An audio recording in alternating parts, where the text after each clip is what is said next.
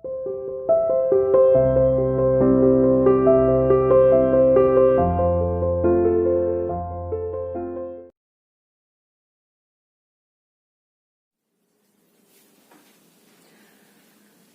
Morning student, welcome to CR international school online classes.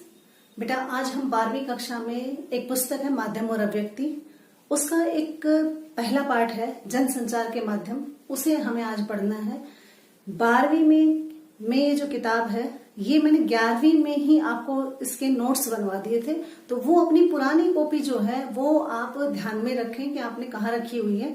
नहीं है तो फिर हम शुरू से इसे ले रही हूँ, तो आप ध्यान से पढ़ें क्योंकि इसमें से आपके 5 नंबर के क्वेश्चन आएंगे।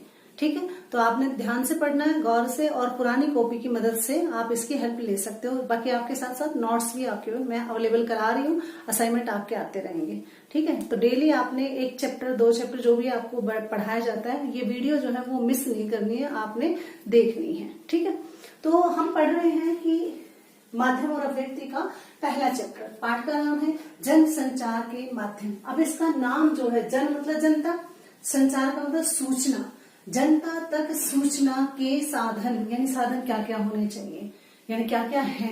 जनसंचार तक यानी जनता तक सूचना पहुंचाने के साधन कौन कौन से हैं, इस पर हमें चर्चा करनी है।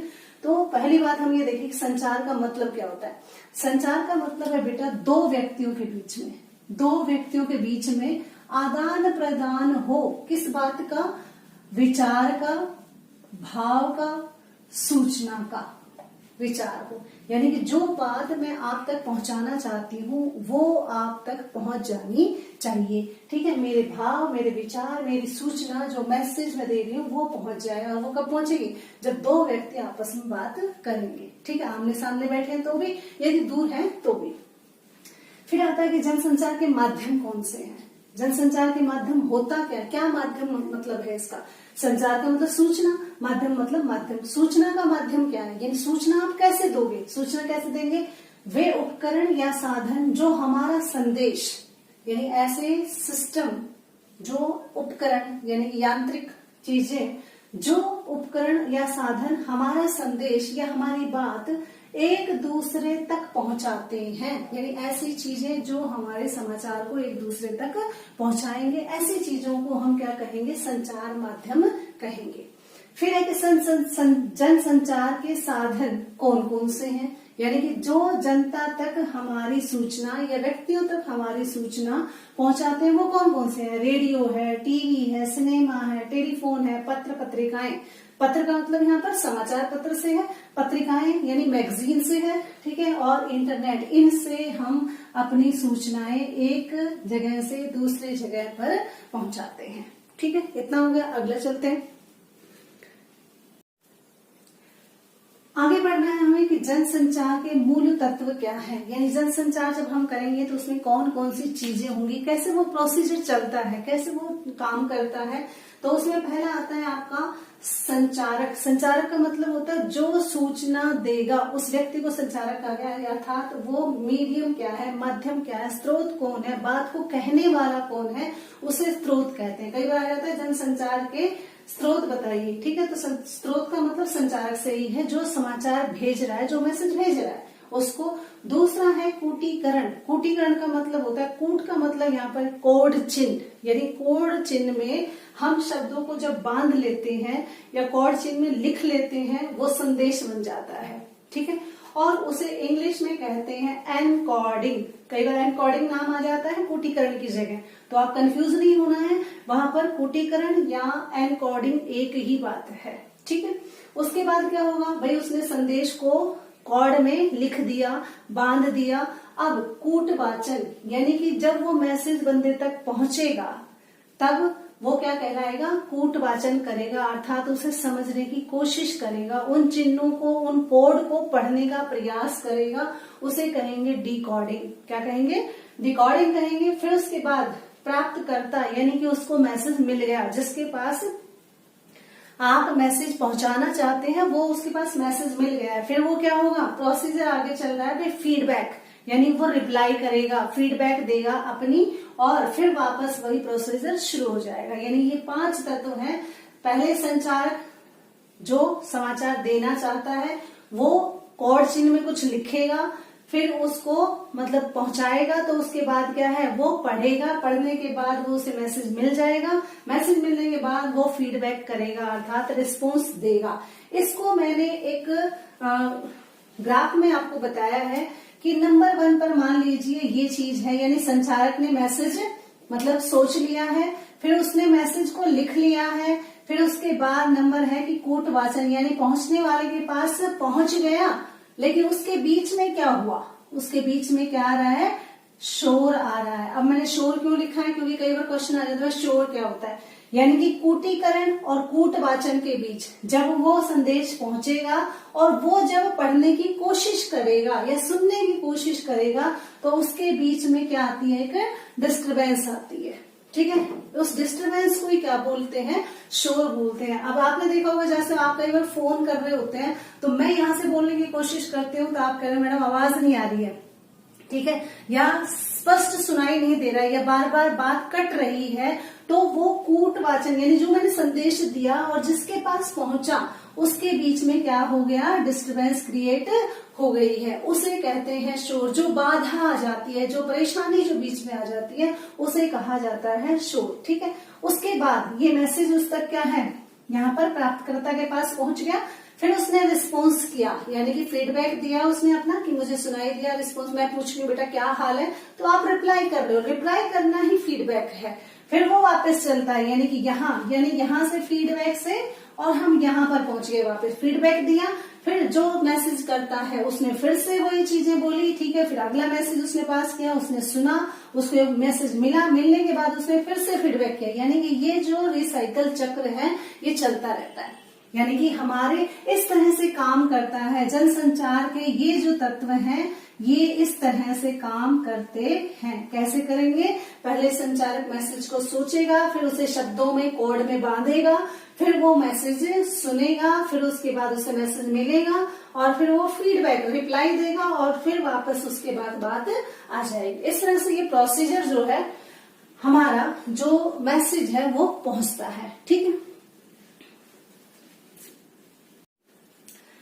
आगे चलते हैं कि भाई संचार के प्रकार कितने होते हैं, यानी सूचनाएं जो मिलती हैं वो किस किस तरह की होती है। कई बार सूचनाएं, मैं मैसेज आपको दे रही हूँ, मैसेज कैसे होता है, मौखिक होता है। मौखिक का मतलब यहाँ पर मान लीजिए, मौखिक का मतलब यहाँ पर है ऑरली को भी मैसेज होता है। मान लीजिए आप सभी सुन रहे हैं और मैं ऑरली बोल रही हूँ तो ये मौखिक है। जैसे किसी ने स्पीच दिया, किसी ने कविता सुनाई, किसी ने कोई कहानी सुनाई, तो ये मौखिक है। बच्चे से पूछे हुए ऑरल टेस्ट होगा कल, आप पोएम याद करके आना, तो ये भी आपका मौखिक है, यानी मैसेज दिया जा रहा है, बच्चे को बताया जा रहा है या ऑरली आपको बताया जाता है, अनाउंसमेंट की जाती है, उसे हम मौखिक संचार कहते हैं। ठीक है, उसके बाद आता है सांकेतिक। सांकेतिक का मतलब कोई भी इशारे से, ठीक है, मैं हाथ जोड़ रही हूँ, ठीक है, तो इसका मतलब मैं नमस्ते कर रही हूँ। ठीक है, मैं झुककर किसी के पैर छूती हूँ तो इट मीन्स वो भी नमस्कार है। आपने ट्रैफिक पर देखा होगा, रेड लाइट जलती है, ग्रीन जलती है, येलो जलती है, इट मीन्स वो आपको रुकने, चलने और अलर्ट होने का संकेत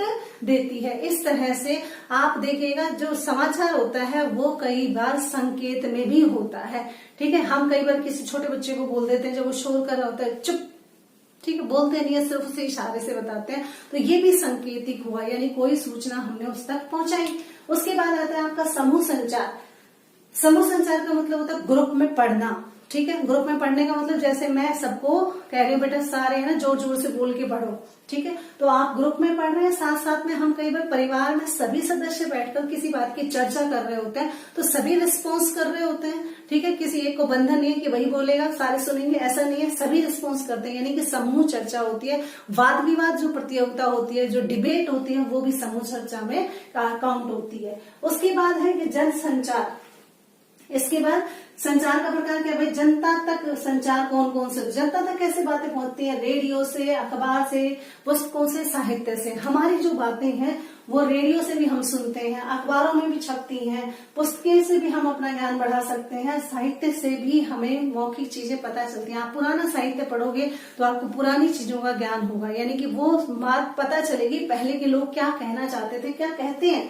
पुस्तकें भी हमें यही बताते हैं किसने क्या किया, ठीक है, अखबार आज की करंट मैसेज देते हैं क्या हुआ, उसके बाद रेडियो जो है क्या हो रहा है वो आपको सारी चीजें बताते हैं। तो ये हमारे क्या है, संचार के साधन हैं, संचार के प्रकार हैं, कितने टाइप से हम तक सूचनाएं पहुंचती हैं। ठीक है, उसके बाद आता है संचार की विशेषताएं। ठीक है,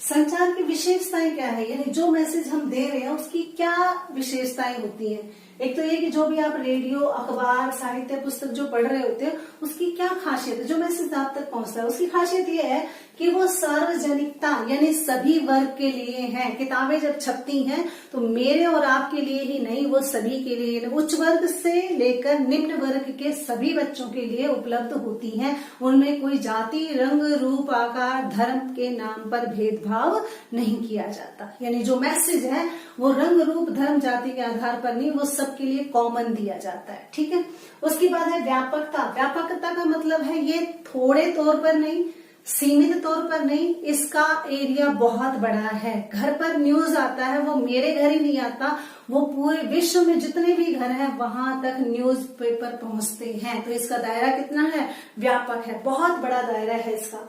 और क्या है, औपचारिक संगठन, जो भी सूचनाएं आप तक पहुंचती हैं उनके लिए एक फॉर्मेलिटी के तौर पर एक ग्रुप बनाया जाता है। ठीक है, जैसे हमारे यहाँ स्कूल में ग्रुप बना हुआ है, ठीक है, आपका 11th आर्ट का, +2 आर्ट का, ठीक है, तो ये अलग अलग ग्रुप बने हुए हैं। तो ग्रुप पर जो मैसेज देना होता है सब बच्चों तक पहुंचता है, तो इसलिए वहां पर औपचारिक एक ग्रुप बनाया जाता है, एक संगठन होता है इनको काम करने का, क्योंकि संगठन से ही समूह चलता है। तो ठीक है, यानी कि जब हम हैं तो हम भी एक टीम वर्क में काम करते हैं। टीम वर्क में काम करने के लिए उसके लिए एक औपचारिकता निभानी पड़ती है, उसमें जो नियम होते हैं उनका पालन करना पड़ता है। ठीक है, और क्या विशेषता है इसकी, भाई द्वारपालों का नियंत्रण होता है इस पर, यानी जो भी सूचनाएं आप तक पहुंचती हैं, जो भी खबरें आप तक पहुंचती हैं उन पर द्वारपाल का नियंत्रण होता है। अर्थात जो भी हमारे समाचार आते हैं या समाचार छपते हैं उन पर कंट्रोल होता है। ठीक है, कंट्रोल किन चीज का, मैं यहाँ पर देखिएगा, मान लीजिए ये एक टेबल है, ठीक है, और इस पर शाम तक यानी कि जो रिपोर्टर होते हैं, जो संवाददाता होते हैं, जो न्यूज एजेंसी के रिपोर्टर होते हैं, वो अलग अलग क्षेत्रों में होते हैं। ठीक है, अलग अलग स्टेट में होते हैं, अलग अलग गाँव में जाते हैं खबर को कलेक्ट करने के लिए, और शाम को वो इस टेबल पर सारी खबर लाकर यहाँ पर रख देते हैं। ठीक है, यहाँ पर इकट्ठी हो गई है सारी खबरें। अब ये जो द्वारपाल है ये 4 होते हैं। ठीक है, उप संपादक, पहले संपादक, उप संपादक, सह संपादक और मुख्य संपादक, ये 4 व्यक्ति होते हैं और इनकी टेबल पर ये सारी खबरें आ जाती हैं। जैसे हमारे यहाँ प्रिंसिपल मैम के पास सारी पीटी की सारी इंफॉर्मेशन पहुंच गई है, सारे पेपर मतलब हो चुके हैं, सबका रिजल्ट तैयार हो चुका है, अब सिर्फ उसमें गलतियां या कुछ करेक्शन जो रह गई हैं उन पर एक नजर दौड़ानी है। तो उसी तरह से ये 4 व्यक्ति भी अखबार में जो छपना है, जो खबरें आई हैं उनको 5 पेज से आधे पेज की बनानी है। पहले पे कौन सा लगाना, दूसरे पे कौन सा लगाना है, गेम की कौन सी है, ठीक है, इंटरनेशनल न्यूज कौन सी है, ठीक है, सिटी की न्यूज कौन सी है, उनको सीक्वेंस से लगाते हैं, काट छांट करके उसे छोटा करते हैं, उसे सही करते हैं, उनकी गलतियों को सुधारते हैं, उनकी हेडलाइन बनाते हैं और वो पूरी तैयारी करते हैं और ये कोशिश करते हैं कि जनता तक कोई भी खबर ऐसी ना जाए जिससे उनको नुकसान हो या गुस्सा भड़के या दंगे हों या किसी भी व्यक्तिगत रूप से किसी पर आरोप लगे, ऐसी गलतियां ना हो, इस चीज का वो पूरा ध्यान रखते हैं।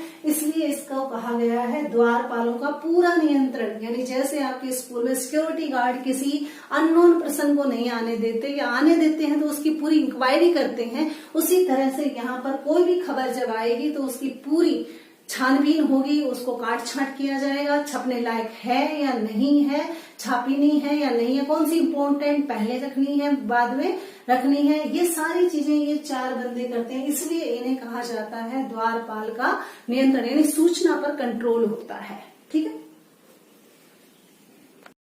उसके बाद है कि आपका भाई जन संचार के काम क्या होते हैं, यानी जो सूचनाएं आप तक पहुंचती हैं वो क्या करती हैं, क्या काम करती हैं। वो जन संचार तक जो सूचनाएं आप तक पहुंचती हैं, जनता तक पहुंचती हैं, उनका काम होता है आपको सूचना देना, खबर देना, आप तक खबर पहुंचाते हो। ठीक है, आपने सुना होगा हम पहुंचाएंगे सबसे पहले आपके पास खबर, तो वो आप तक खबर पहुंचाते हैं, ज्ञान बढ़ाते हैं आपका। यानी जो सूचनाएं आपको मिलती है, मैसेज जो मिलते हैं, वो आपका ज्ञान बढ़ाते हैं, लोगों को शिक्षित करते हैं, यानी कि जागरूक करते हैं। चाहे अनपढ़ है फिर भी उसको नॉलेज रहती है। सोशल मीडिया पे आपने देखिएगा अनपढ़ व्यक्ति भी शिक्षित हो जाता है, उसी तरह से यहाँ पर भी शिक्षित का है। उसके बाद मनोरंजन करते हैं। आपने अखबार देखे हैं, उसमें कहानियां आती हैं, पजल आती है, हेल्थ आती है, योगा आता है, कृषि आती है, ठीक है, मनोरंजन के, ठीक है, चुटकुले आते हैं, तो इसमें मनोरंजन भी होता है। साथ साथ में मुद्दा उठाना, यानी समाज में मान लीजिए कोई भी घटना घटित हो रही है तो उसको उठाना, यानी मान लीजिए कूड़ा कचरा बहुत ज्यादा है, नालियां भरी पड़ी है, आजकल बारिश हो रही है तो हर जगह पानी भरा हुआ है, तो सरकार क्या कर रही है, यानी कि जो कर्मचारी हैं, सफाई कर्मचारी हैं, उनको सजग करने के लिए, उन अधिकारियों को सजग करने के लिए वो मुद्दे को उठाती है। ठीक है, आप हमारे पास फोटो भेजिए, कोई भी कहीं पर कचरा दिखता है, हम आपकी बातों को आगे बढ़ाएंगे। ठीक है, तो इस तरह से वो मुद्दा उठाते हैं। और तर्क वितर्क का मंचन, यानी आप पर वाद विवाद करने की तार्किक शक्ति पैदा करते हैं। तार्किक शक्ति का मतलब आप भी सोच सकते हैं हाँ ये बिल्कुल सही है, ये गलत है, ये सही है, इस तरह के वाद विवाद का एक डिबेट का मंच भी ये तैयार करते हैं। उसके बाद आता है फिर पहले, ये तो हो गए जनसंचार के आधुनिक साधन। पुराने जमाने में जनसंचार के साधन क्या थे, यानी जनता तक सूचना कैसे पहुंचती थी पुराने जमाने में, कैसे वो लोग अपनी बातचीत को कैसे जान पाते थे, कौन क्या कह रहा है, क्या चल रहा है। इसके लिए क्या होते थे, गुफाएं, ठीक है, यानी अजंता और एलोरा, आपने एसएस में पढ़ा होगा, अजंता और एलोरा की जो गुफाएं हैं उनमें बहुत सारे चित्र बने हुए हैं। कोई नाच रहा है, कोई पशु चरा है, कोई खेती बाड़ी कर रहा है, कोई पानी भर रहा है, कोई मटका खींच रहा है, मटके में क्या है पानी पी रहा है, ठीक है, कोई छांव के नीचे बैठा है, कोई पक्षी जो है वो चहचहा रहे हैं, ठीक है, जो है मतलब चित्र उड़ते हुए दिखाई दे रहे हैं। तो ये सारी जो चीजें हैं गुफाओं में चित्रित की जाती हैं, प्रिंट किए जाते हैं, तो हमें पता चलता है पहले लोग खेती बाड़ी करते थे, ये सूचना हमें मिलती है।